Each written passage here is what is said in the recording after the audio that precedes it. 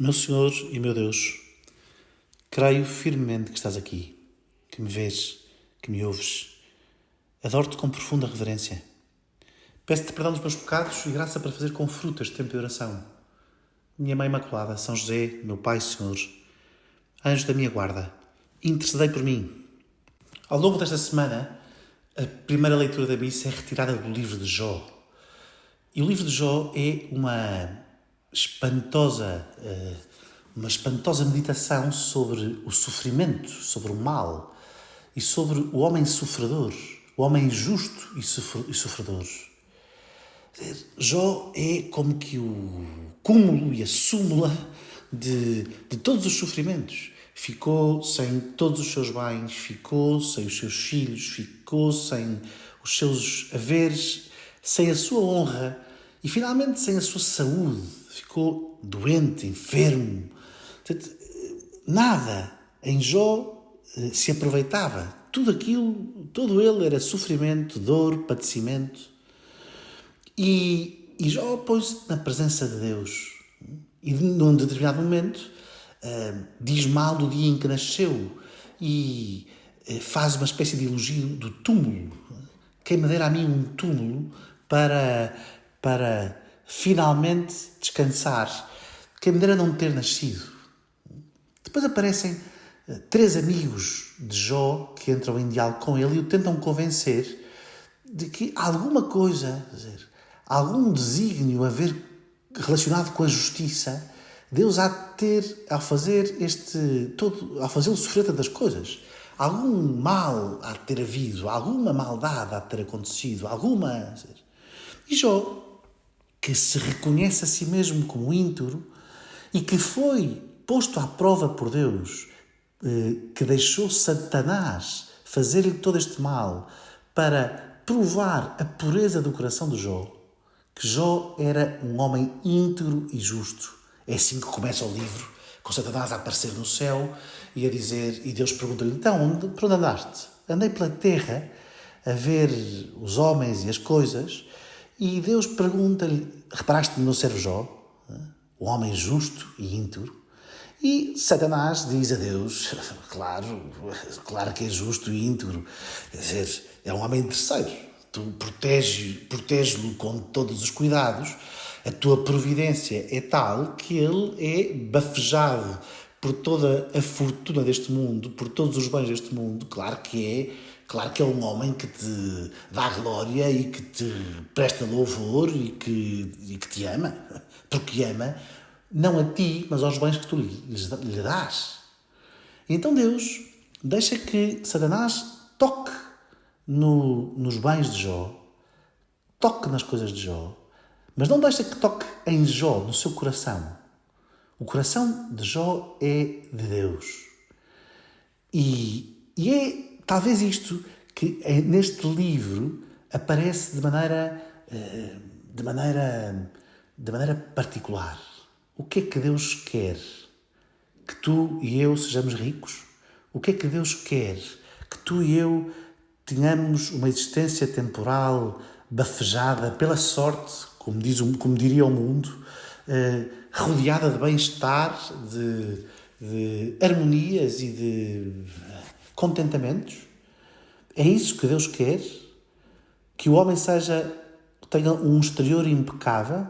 Ou Deus quer um coração justo e íntegro, um coração bom e santo, um coração que lhe pertença e que depois saiba atuar na justiça e na bondade, nas coisas externas da vida.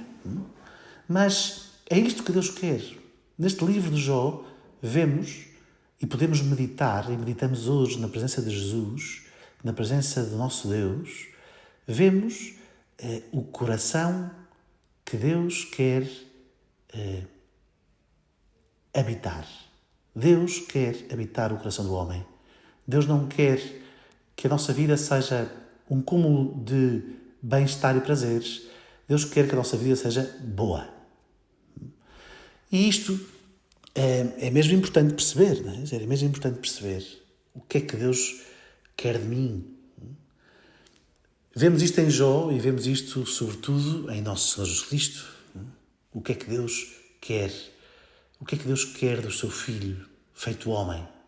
O que é que Deus quer? Quer que salve o homem, que o ponha o homem, que reconcilie o homem com Deus, que o livre do pecado e da maldade, que o ensine a amá-lo sobre todas as coisas, que ensine o caminho da justiça e que lhe dê um coração novo. Nosso Senhor prometeu pelos profetas, pelo profeta Ezequiel, pelo profeta Jeremias, retirar o coração de pedra do nosso coração e pôr-nos um coração de carne.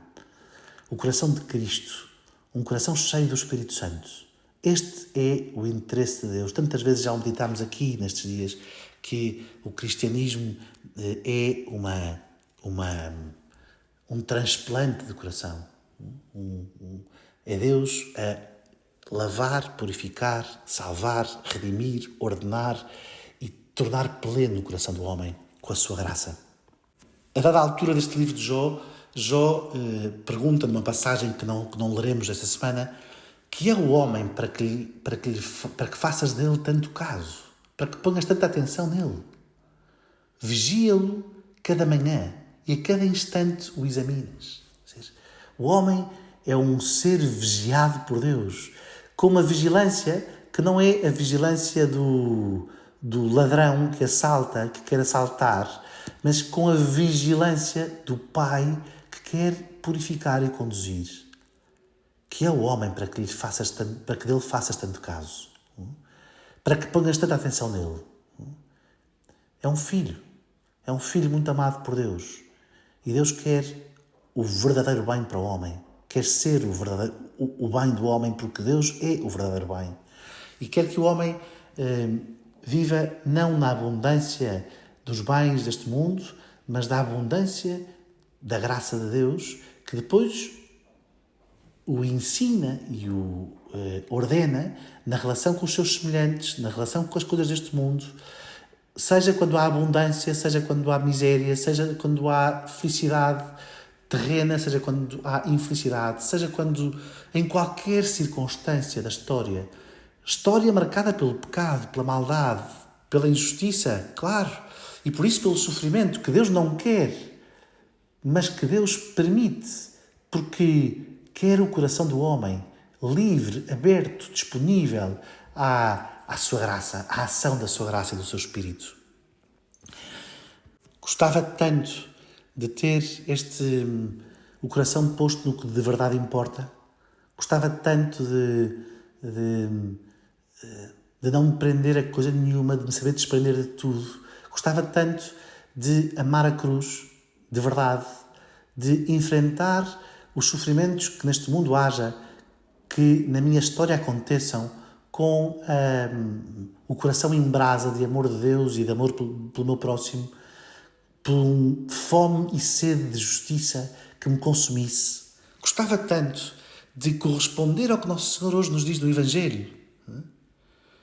Que seguir-te-ei para onde quer que fores, diz alguém a Jesus. E Jesus respondeu-lhe: as raposas têm as suas tocas e as aves do céu os seus ninhos, mas o Filho do Homem não tem onde reclinar a cabeça. Este desprendimento de Cristo, este despojamento de Cristo, esta pobreza de Cristo, que não é estar-se nas tintas para as coisas deste mundo, é ter fome e sede de justiça, é procurar em tudo a glória de Deus, é não se prender a nada, senão a esta glória e esta bondade de Deus em cada coisa que se faz. E, portanto, não descansar aqui, mas pôr o nosso enlevo e o nosso desejo no céu, nos novos céus e na nova terra, onde reinará a paz e a justiça. E depois, a outro Jesus diz: segue-me no Evangelho. E ele respondeu: Senhor, deixa-me ir primeiro sepultar o meu pai. Tratar das coisas deste mundo, nobres, boas. E o Senhor diz: deixa que os mortos sepultem os seus mortos. Tu vai anunciar o reino de Deus. Se nós vivermos o nosso dia-a-dia, se nos ensina-nos a viver o nosso dia-a-dia, o nosso trabalho, a nossa coisa, com esta ânsia de anunciar o reino de Deus, na maneira como trabalhamos, na maneira como nos relacionamos com os outros, na maneira como que não nos preocupemos em sepultar os mortos, mas em anunciar a vida. Que não nos prendamos ao nosso cómodo sofá, mas que façamos da nossa vida um anúncio, um testemunho do reino de Deus. O meu Pai está vivo. O meu Pai está vivo. E por isso eu estou a trabalhar pela vida. O meu Pai é o Pai eterno do céu. Está vivo. E também o meu Pai da terra está vivo. E por isso Deus é um Deus de vivos e não de mortos. Não andemos a sepultar mortos, a chorar sobre o leite derramado, a amargurar o nosso coração com acontecimentos que o fecham em si e que o entristecem. Anunciemos a vida. Vivemos na esperança.